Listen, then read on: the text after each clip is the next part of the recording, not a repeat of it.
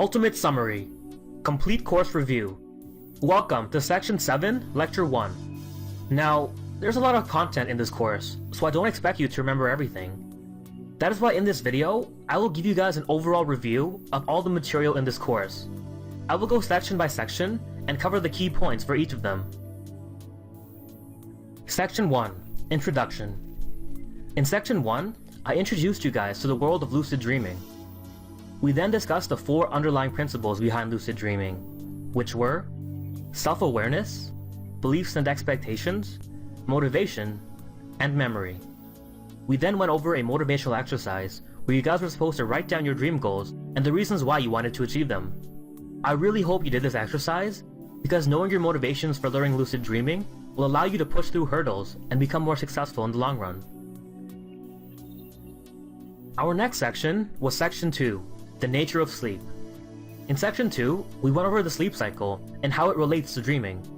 By now, you should know that the REM period is the most important period for lucid dreaming. And always make sure to get a good night's rest. Never sacrifice quality of sleep in the pursuit of lucid dreams. That is why we covered certain tips and tricks to improve your night's rest. Some of the advice included taking a hot shower 60 to 90 minutes before bed, avoiding screens about 1 to 2 hours before sleep, and making sure that your room is completely dark. Afterwards, we went over some strange sleep phenomena such as sleep paralysis, hypnagogia, and false awakenings, and how they can be beneficial for lucid dreaming. Our next section was Section 3, Phase 1, the core foundations.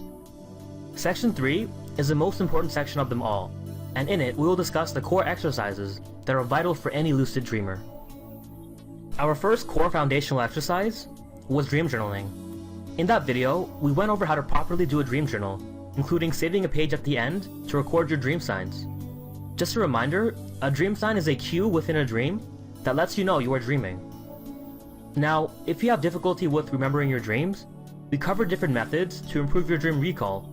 Some of these tips include recalling fragments of dreams and then building up on them, and also using a sleeping mask to avoid external visual input from interfering with your recall. It is vital that you practice improving your dream memory by constantly trying to remember your dreams. Our next core foundational exercise was doing your dream sign analysis. So once you've collected at least 12 dreams, categorize your dream signs according to themes. Some of the examples of categories I gave were people, location, action, inner awareness, form, and context. Then focus on noticing the most common dream sign category in your day-to-day life. Our next activity was reality checks. We went over several different types of reality checks you can perform to confirm whether or not you are dreaming. These include the push your hands, nose pinch, and reading reality checks. Make sure to perform at least 5 to 10 reality checks per day. Pay special attention to anything in your waking life that resembles your dream signs. Our next exercise was dream preparation. In that video, we covered how to prepare for lucidity. So before going to bed, make sure you have your dream goal clearly in mind. Close your eyes and actually rehearse how you want your dream to go. This mental preparation before bed will dramatically increase your chances of having a lucid dream. And finally, we discussed relaxation and meditation. We first went over the progressive muscle relaxation technique, which you can use to calm your body and mind before sleep. I also highly recommended that you begin a meditation practice throughout the day in order to help increase your self-awareness. Self-awareness, as mentioned earlier, is one of the underlying principles behind lucid dreaming. Next up, we had Section 4, which is Phase 2, Lucid Dreaming Techniques. In Section 4, I introduced you guys to various lucid dreaming techniques. Now, before attempting any of them, I recommend that you do the exercises in Section 3 for at least 2 to 3 weeks. So, before doing the techniques in Section 4, make sure you're able to do the following. Recall at least 1 to 2 dreams a night. Make sure you have done at least 1 weekly dream sign analysis. Make sure that you are consistently performing 5 to 10 reality checks a day. Make sure that you are preparing your mind for lucidity every single night before sleep. Make sure to meditate for at least 5 to 20 minutes a day. In Section 4, we cover the difference between dream-initiated lucid dreams, or DILDs, and wake-initiated lucid dreams, or WILDs. The first technique we discussed was the MILD technique. Now, the mnemonic induction of lucid dreams, or MILD, is a dial technique invented by Dr. Stephen LaBerge. It basically involves performing affirmations and visualizations during brief REM awakenings throughout the night. I then gave you guys an introduction to the world of wake-initiated lucid dreams, or WILDs. The base foundation of all the WILD techniques I introduced is the wake back to bed method. The wake back to bed method involves interrupting your sleep after approximately 5 hours, when your REM stage is the most prevalent. The 3 WILD techniques I covered involved picking something different to focus your mind on as you consciously fall asleep directly into a dream. The first of these 3 techniques was the count yourself to sleep technique, which involves focusing on a simple mental task. The second technique was the impossible to movement practice, which involves focusing on your tactile senses. And lastly, we went over the familiar scene visualization, which involves focusing on a visualization. After introducing all the techniques, we then went over common mistakes people make during WILDs and how you can fix them. We then moved on to Section 5, which is Phase 3, Dream Control. After we covered the core foundations, and then how to initiate a lucid dream, we then moved on how to control your dreams. In our first video, we went over beliefs and expectations, because the most important thing that'll determine your level of dream control are your beliefs and expectations. The only thing limiting you from carrying out your fantasies is your own mind. I then covered the 3 levels of lucidity. Lucidity is not a light switch, it's a spectrum. You can range from complete unawareness to semi-lucidity to full lucidity. In the dream stabilization section, we discussed that the way to increase your level of lucidity is by performing certain dream stabilizing techniques. Some of these techniques we covered include: use inner speech. So remind yourself that you are dreaming by repeating phrases like, "I'm dreaming, I'm dreaming."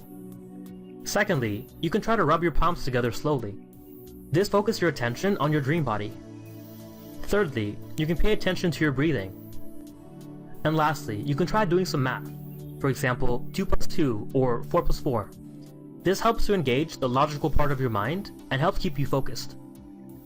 After covering dream stabilization, we went over various strategies you can use to manipulate your dream environment, including wishing, which is simply wishing for whatever you want; reframing, which involves using a different mental framework for your dreams to make your dream goals more believable. For example, imagining your dream as a movie or a virtual reality simulator. Behind closed doors. In this technique, you imagine a different scene behind that closed door. And lastly, I discussed dream spinning, where you spin like a top while imagining the next dream scene. After teaching you general strategies on how to manipulate your dream environment, we then discussed how to accomplish certain things in your dreams, including how to have erotic dreams, how to fly, how to practice physical skills, how to use lucid dreaming for creative problem solving, and much more. Section 6. Supplements. Please remember that supplements will not cause lucid dreams per se. They will help increase the chances by manipulating certain neurotransmitters to increase your awareness. Supplements help, but they will not give you results on their own. Therefore, you need to focus on the basics of lucid dreaming, such as dream journaling, reality checks, and meditation. We briefly went over neurotransmitters, particularly acetylcholine, which is the most vital for lucid dreaming. Afterwards, we discussed 5 different supplements that are helpful for lucid dreaming. They were galantamine, choline, 5-HTP, melatonin, and finally huperzine A. We then covered each supplement's mechanism of action, their effects on your dreams, how much and when to take them, and finally any adverse side effects that may occur. Closing thoughts. After going through this entire course, I hope you have a clear understanding of the process behind lucid dream mastery. However, having this knowledge is not enough. Bruce Lee once said, "Knowing is not enough. We must apply. Willing is not enough. We must do."